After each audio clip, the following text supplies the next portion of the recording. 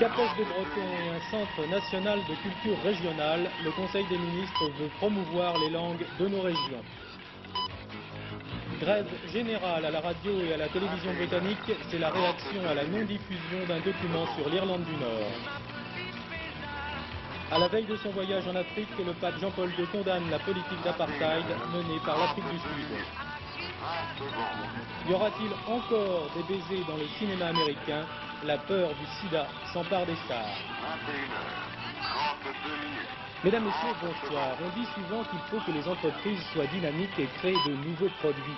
C'est facile à dire, mais pas toujours à faire. Exemple, cette petite entreprise de Rouen qui a inventé un produit très utile, un mur de repos, mais qui se heurte à de multiples difficultés de la part des banques et de l'administration. Et pourtant, l'idée de départ est toute simple, peut-être trop simple. Anne Rongeur. Acte 1, le constat. Guichet de poste, arrêt de bus, station de métro, tous les jours, on attend. Et on attend debout. Instinctivement, le corps cherche un équilibre et un point d'appui. Tout cela sous l'œil vigilant de Francis Delacour, plasticien de son état et qui trouve toute cette fatigue inutile. On se fatigue inutilement dans la position de l'épaule, dans le sens où on veut chercher un appui. Et quand l'appui n'est pas en relation de forme avec la morphologie, alors ça devient très vite un calvaire. La fin du calvaire, le mur de repos. Regardez. L'astuce, c'est ce bourrelet à la hauteur de la vertèbre dorsale. Le principe est simple, en multipliant les points d'appui, on évite la fatigue. Autres applications, le mur en zigzag pour attendre à plusieurs, un peu triste. Le pilier pour les halls de gare, le mur concave pour les cabines téléphoniques. Le fameux bourrelet est incliné pour que chacun puisse choisir la position idéale. Seule restriction, mesurer plus d'1,55 m et moins d'1,90 m. Là, c'est pas mal. On est bien là, dans le creux, là. On est rein, c'est bien. Ça tient par contre, oui. Parce qu'il n'y a pas de mur, c'est le même âge, c'est avec N'écoutant que leur courage, les inventeurs du mur sont allés le tester dans les rues de Rouen. Ils reconnaissent que du côté des clients potentiels, banques, musées, mairies ou même fast-food, ils se heurtent à un mur.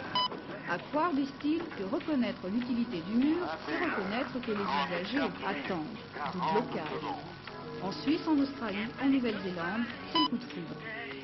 Je pense qu'un produit nouveau à l'étranger ne fait pas peur. Et un produit français en France fait peur. Peur pourquoi? Parce que je crois qu'un inventeur français, déjà, ça fait rire. Et en fait, je crois qu'il n'y a pas tellement de motivation qu'un produit français. Notre produit serait peut-être labellé Made in USA ou Made in Hong Kong. Je pense qu'on aurait déjà plus de réponses favorables en France. Vous avez l'impression qu'ils prennent le produit pour un gag? Oui, effectivement, a priori, lorsque les gens n'ont pas essayé ce produit, ils le prennent pour un gag. Dernier acte, nos trois inventeurs se sont donnés jusqu'au 31 décembre pour réussir. Après, ils vendent le brevet à l'étranger. Le Conseil des ministres de ce matin a décidé de valoriser et de promouvoir les langues régionales. Il a donc décidé la création en 1986 d'un CAPES de Breton pour les enseignants et d'un Conseil national des langues et cultures régionales. En fait, ces deux créations vont venir renforcer un mouvement qui existe déjà depuis plusieurs années. Véronique Bonnet-Nora. En 82, les langues régionales faisaient leur entrée à l'école. Grand succès, un an plus tard, de la maternelle à l'université, 134 000 élèves suivaient ces cours. FR3, qui diffusait depuis longtemps des émissions en langue régionale, a participé amplement à ce mouvement de soutien aux différentes cultures et langues de France. En Alsace, par exemple, les émissions dialectales occupent l'antenne 1h30 chaque semaine. Même chose en Bretagne ou encore dans la région du Midi-Pyrénées, où le catalan et l'occitan se partagent 60 heures dans l'année. Il y a même des émissions en béarnais, en poitevin et en saint-ongeais. Le nouveau Conseil national des langues et cultures régionales de France se veut avant tout un lieu d'échange. Il établira un rapport annuel qui servira d'outil au pouvoir public et c'est le Premier ministre qui en nommera les 40 membres. Deuxième mesure, la création en 86 d'un centre de documentation et d'échange sur les cultures de France. Et enfin, un CAPES en breton, le premier du genre. si ce CAPES peut être publié maintenant, et il est temps qu'il soit publié, il aurait dû être publié avant fin juin au bulletin officiel. S'il est publié au bulletin officiel de l'éducation nationale, avec un concours en 1986, c'est bien. Toutefois, le CAPES purement breton reste notre objectif. Deuxième point, le conseil. Il s'agit d'un conseil, d'un comité consultatif. Le gouvernement va choisir ses membres. Est-ce qu'il va choisir uniquement des gens qui pensent comme lui? Dans ce cas-là, il discutera avec lui-même. S'il a un choix beaucoup plus large, ça pourrait être constructif. Nous avons l'impression que ce Conseil national de la langue de France, c'est quelque chose destiné à remplacer une proposition de loi, quelque chose de moins de portée, et surtout nous ne savons pas ce qu'il y a comme contenu réel dedans. Nous ne savons pas sur le budget, et quelles seront les mesures effectivement prises par ce Conseil national. Et comme nous sommes plus en perspective électorale, il me semble devenir prudent. Nous nous méfions. Je pense que l'institution du Conseil national des langues et cultures régionales est quelque chose de positif. Je l'approuve entièrement et pour une double raison. Premièrement, le problème des langues et cultures régionales est un problème national. Il faut donc une instance nationale où l'on peut se rencontrer et l'on peut faire des propositions qui intéressent l'ensemble des langues et cultures régionales. L'adhésion au groupe RPR du Sénat de l'ancien socialiste Gilbert Baumet provoque des remous aujourd'hui dans le monde politique. Les socialistes le condamnent en le qualifiant d'aventurier ambitieux. Réaction également de la part du maire de Nîmes, Jean Bousquet, qui crie à la trahison du RPR. Gilbert Baumet conduira en effet la liste RPR aux prochaines élections législatives dans le Gard, contre précisément le maire de Nîmes, qui lui espérait conduire une liste d'opposition. Le RPR bat la campagne et également les bords de mer. Depuis le début de la semaine, en effet, deux caravanes sillonnent la côte ouest et la côte méditerranéenne pour aller à la rencontre des jeunes. Le 25 août prochain, ces deux caravanes se rejoindront à Pontarlier pour les universités d'été. L'une de nos équipes a profité de leur passage à Menton pour demander aux jeunes militants RPR quelles sont leurs préoccupations.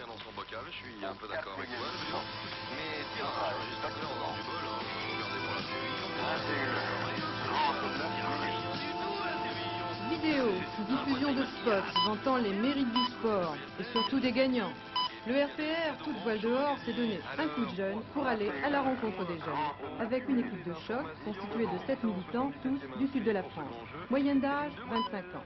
Et sur la plage, Reban et Bermuda ont supplanté le costume cravate. Pourquoi ce besoin de renouveler votre image de marque, de prendre un look jeune aujourd'hui? C'est pas un look jeune, je veux dire. Je crois simplement qu'on va chercher, je serais tenté de dire, les électeurs là où ils sont. Aujourd'hui, ils sont sur la plage, nous sommes sur la plage. Pas facile pourtant d'aller à la rencontre des vacanciers. Sous le soleil du mois d'août, les idées politiques s'évaporent parfois.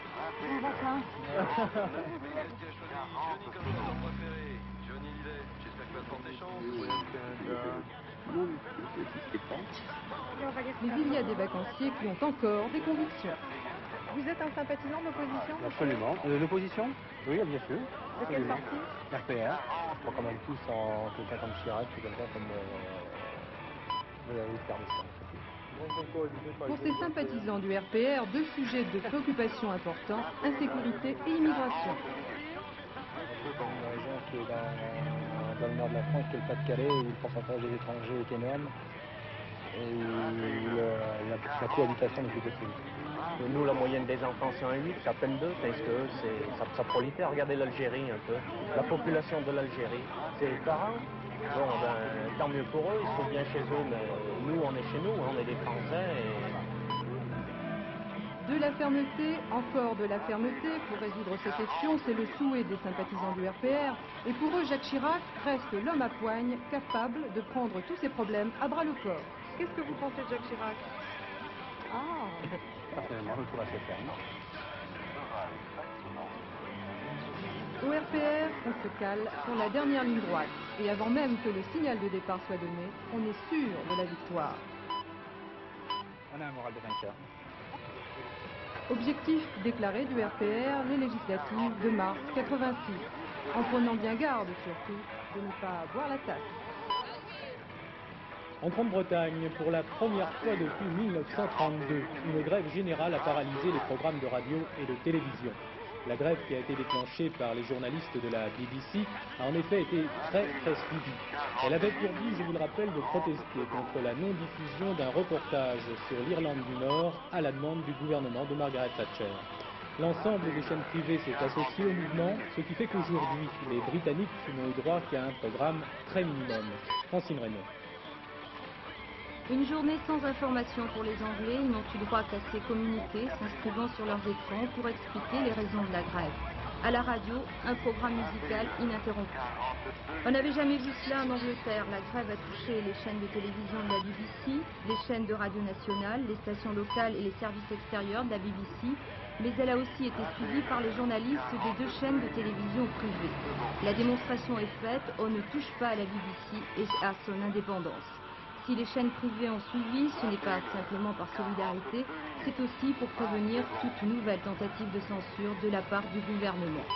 Mais ce qui a surtout choqué les journalistes anglais, c'est que le documentaire que la BBC ne pourra pas diffuser, l'interview de Martin McGuinness, membre de l'IRA, élu de l'Assemblée provinciale, le ministre de l'Intérieur anglais ne l'avait pas visionné avant de demander sa censure.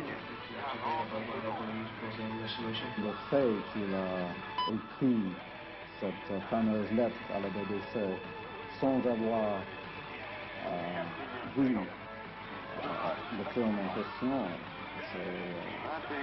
ça c'est un politicien, c'est une faute, c'est sûr, c'est un avertissement. C'est pas une démonstration pour l'IRA, il faut dire ça, mais c'est un avertissement contre la censure. Et surtout parce que c'est la BBC qui est cette symbole puissant, même pour moi, un journaliste, un journal. L'intégrité de la BBC, c'est très important. Le directeur de la BBC, favorable à la diffusion du film, menace de démissionner s'il n'obtient pas de garantie pour l'avenir. Une affaire qui tombe à un moment difficile pour la BBC. Le gouvernement vient de limiter l'augmentation de la redevance et l'on parle de 4000 suppressions d'emplois dans la société. Ce soir, le ministre de l'Intérieur britannique s'est défendu d'avoir censuré la BBC. Monsieur Léon Brittan a dit qu'il s'était contenté de manifester son hostilité à la diffusion du magazine. Le pape Jean-Paul II a condamné aujourd'hui avec beaucoup de vigueur le principe de l'apartheid en Afrique du Sud. Il l'a qualifié de situation inhumaine et a exprimé sa solidarité avec ses victimes. Le pape a fait cette déclaration à l'occasion de l'audience hebdomadaire sur la place Saint-Pierre de Rome. Devant plusieurs milliers de pèlerins, il a rappelé que l'Église rejetait d'une façon résolue et totale toute forme de discrimination raciale. Alors il faut noter que le pape a fait cette déclaration au moment même où il s'apprête à partir pour l'Afrique. En 12 jours, il va visiter 6 pays d'Afrique noire et il s'arrêtera également au Maroc. Cette Église d'Afrique, qui est la plus jeune du monde, se pose bien des questions sur son avenir, en particulier sur les positions qu'elle peut prendre vis-à-vis des événements politiques. Cela ne l'empêche pourtant pas de bien résister aux avancées de l'islam. Memona Interman. L'Afrique, continent de tous les défis, imposera-t-elle au Vatican sa manière de vivre l'Évangile? Héritée de la colonisation, l'Église africaine cherche sa voie, sa foi aussi. Les catholiques africains représentent une minorité vivante, 1% de la population au début du siècle. Ils sont aujourd'hui plus de 12%, 2 fois moins nombreux au sud du Sahara que les musulmans. Ici, ils ont inventé, imposé déjà parfois le pluralisme, dans les formes au moins, malgré le centralisme de Rome. En même temps, certains reprochent à l'Église africaine d'être encore trop souple à l'égard du pouvoir en place. Face aux dictatures, son combat paraît encore trop timoré. Les gens veulent une Église qui, disons, réponde à leurs aspirations profondes. Vous militante? Militante, ça dépend. Pour les droits de l'homme, pour le progrès social, par exemple. Oui, il y a ça. Mais genre, pour les gens, il y a des problèmes beaucoup plus importants que cela. Okay. Et par exemple, le problème de la famille, le problème de la sorcellerie, le problème disons, de la maladie. Pour les gens, par exemple, chez nous, c'est beaucoup plus important que tout le reste. Alors, si bien que la question telle que vous la posez, et si vous la posez aux gens chez nous, ils vous regarderaient comme si vous tombiez de la lune. En somme, beaucoup d'Africains réclament une conversion du christianisme aux cultures de leur continent. D'où l'idée d'un concile noir dont Rome se méfie, certains redoutant un schisme. Même si Jean-Paul II a reconnu qu'il fallait faire surgir en Afrique des expressions originales de célébration, il a recommandé aussi la prudence. Rumeur autour de la libération d'otages détenus au Liban. Un journal koweïtien indiquait ce matin que la Syrie allait libérer 5 Américains et 3 Français. Information que le ministre des Relations extérieures, Roland Dumas, n'a pas pu confirmer. Notre confrère Jean-Paul Kaufmann, qui est détenu maintenant depuis 77 jours avec le scientifique Marcel Seurat, a eu 41 ans aujourd'hui. La communauté européenne vient de signer une paix industrielle avec les États-Unis, un accord qui va limiter les exportations de l'acier européen sur le marché américain pendant les 5 derniers mois de l'année. Comme quoi les États-Unis, pays du libéralisme, savent aussi être des protectionnistes. Claude Guélet. Les affaires marchaient trop bien pour l'Europe. De 1981 à 1984, pour les 16 produits sidérurgiques concernés, ces exportations aux États-Unis ont plus que doublé. Washington n'a pas toléré plus longtemps cette nouvelle percée. Déjà, depuis 1982, 90% des exportations d'acier européen sont contingentées. Et puis, au début de l'année, l'Europe s'est vue imposer des quotas pour les tubes et les tuyaux cette fois. Maintenant, c'est au tour des fils d'acier et des ronds à béton. Il s'agit en fait de véritables mesures protectionnistes. Sous la menace d'une fermeture pure et simple de leurs frontières, les États-Unis ont obtenu de l'Europe qu'elle limite elle-même ses exportations. Car pour les industriels américains, avec le dollar cher, il est plus intéressant de se fournir en France ou en Allemagne que d'acheter de l'acier produit aux États-Unis. Par cette décision, l'administration américaine souhaite en même temps réduire ses importations. C'est dans ce sens qu'elle envisage toute une série d'autres mesures protectionnistes, comme sur les chaussures ou le textile, ce qui n'est pas sans inquiéter les exportateurs européens.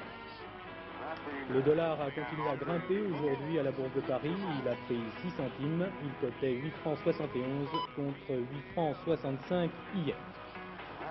Le mauvais temps continue à faire des victimes en France. Dans le massif du Mont Blanc, 2 alpinistes, un Italien et un Anglais, sont morts de froid et d'épuisement aujourd'hui.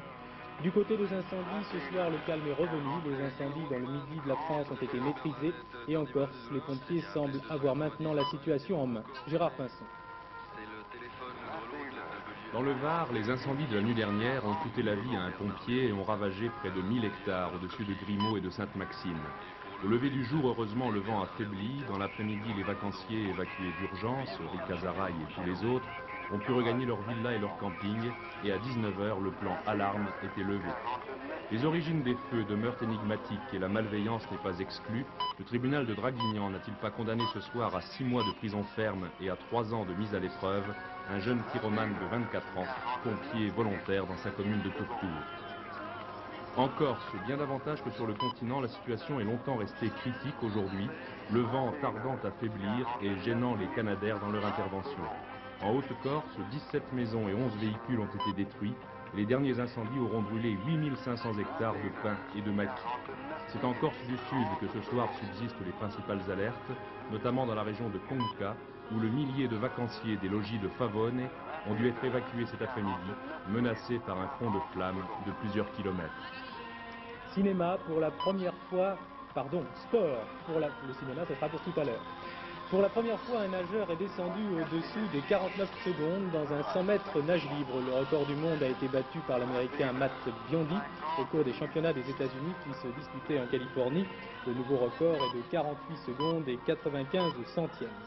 Et puis au championnat d'Europe de natation à Sofia, comme prévu, l'Allemand de l'Ouest, Michael Gross, a remporté l'épreuve du 100 mètres papillon. Hier, il avait gagné le 200 mètres nage libre. Nous voilà donc au cinéma. Diesel, le film de Robert Kramer, qui sort aujourd'hui sur les écrans, est un événement pour 2 raisons. D'abord par sa violence et ensuite par ce qu'il introduit dans le cinéma français, le regard d'un metteur en scène américain qui vit depuis longtemps en France. Je vous propose de regarder un extrait de ce film. On y retrouve 3 des principaux comédiens, Agnès Soral, Neil Arestrup et Magali Noël.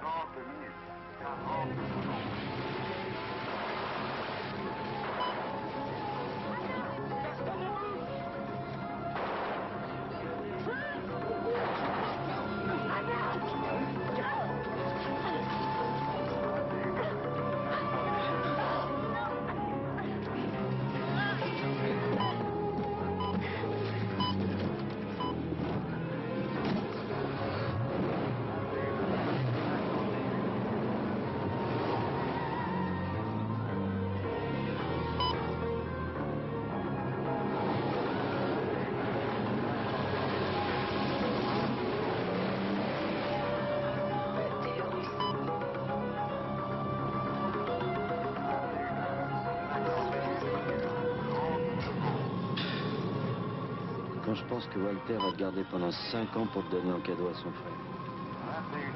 Qu'on a bousillé 6 personnes pour ça, pour toi. Vraiment con. Film violent donc, Henri Chaptier. Est-ce que le thème du film, est-ce que le contenu du film peut faire oublier un peu l'excès d'hémoglobine? Et encore, je vous fais ménager, parce que vous n'imaginez pas. On ne peut pas le montrer comme ça par petits bouts, bien que certains pensent que c'est un hameçon pour le spectateur. Moi, je n'en crois pas. Surtout que ça serait faire beaucoup de tort à un très grand film. Parce que, bon, le grand public ne connaît pas Robert Kramer. Et il est vrai que nous, le public, les gens du cinéma, on voit des films de lui dans les festivals, mais ils ne sortent pas, ils ne trouvent pas de public. Par exemple, un film comme Edge, et puis une étude sur la violence qui s'appelait Guns, c'est-à-dire les fusils. Ça, c'était très bien. Alors un beau jour, Kramer se dit, terminé, les films des gens, c'est très bien dans les festivals, moi j'aimerais avoir un film. Et alors voilà, qui part sur ce thème de la violence, mais d'une manière outrancière, utilisant nos meilleurs acteurs comme ils n'ont jamais été employés. Et c'est ça qui est intéressant dans le film. C'est que brusquement, vous voyez Laurent Terzieff, qui nous avait contribué à un autre répertoire, tenir un rôle tout à fait extravagant. Et dans cette démesure formidable, eh bien ça marche. Ça marche alors que le film exploite le mode, le côté punk, rock, bande dessinée, tout ça. Mais c'est tout à fait autre chose, et ça nous apprend, hélas, que si on y prend garde, eh bien demain, cette fiction invraisemblable risque de devenir réalité. Depuis que l'on sait que l'acteur Rock Hudson est atteint du sida, une véritable panique s'est emparée des États-Unis. L'hebdomadaire Newsweek, que vous allez découvrir, l'hebdomadaire Newsweek consacre sa une au phénomène et n'hésite pas à écrire qu'il s'agit du problème le plus grave concernant la santé des Américains. L'affaire secoue en particulier les milieux du cinéma car une polémique s'est ouverte sur une possible transmission de la maladie par la salive. Hélène Rizacher. Aux temps anciens du cinéma, les baisers d'acteurs, même passionnés, restaient finalement très chastes. Les choses ont un peu changé aujourd'hui. Et ces baisers des vrais provoquent depuis quelques jours la panique à Hollywood. Point de départ, un échange passionné, analogue à celui-ci, entre Linda Evans et Rock Hudson dans le feuilleton Dynasty.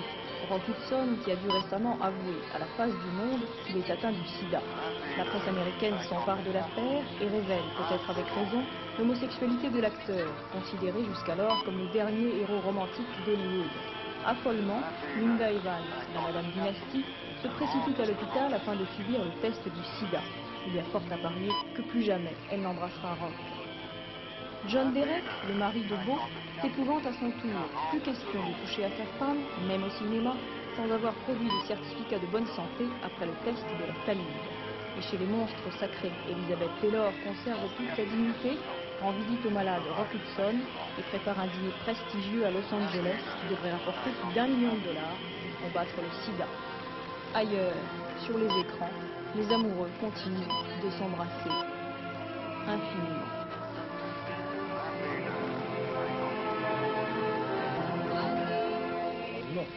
Il y avait un loto aujourd'hui, voici le résultat, il va s'inscrire sur votre écran dans quelques secondes j'espère. Il fallait jouer le 3, le 12, puis le 16, le 20, le 21, le 40 et un numéro complémentaire, le 5. La météo pour demain, hélas, il ne faut pas s'attendre à beaucoup d'améliorations. Seules les régions méditerranéennes des Pyrénées aux Alpes connaîtront le beau temps.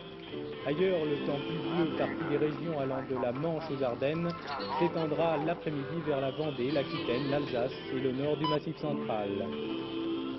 Seule consolation, les températures seront en hausse.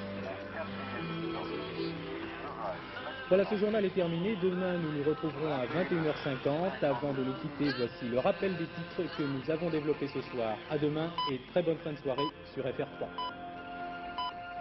Le gouvernement veut promouvoir des langues régionales. Il crée un CAPES de breton et un centre national de culture régionale. Ni radio ni télévision en Grande-Bretagne aujourd'hui, c'est la réaction à la non-diffusion d'un document sur l'Irlande du Nord. Jean-Paul II en Afrique, pendant 12 jours, il parlera à 70 millions de catholiques. Accalmie sur le front des incendies dans le Midi et en Corse, mais la montagne a fait 2 victimes au Mont Blanc.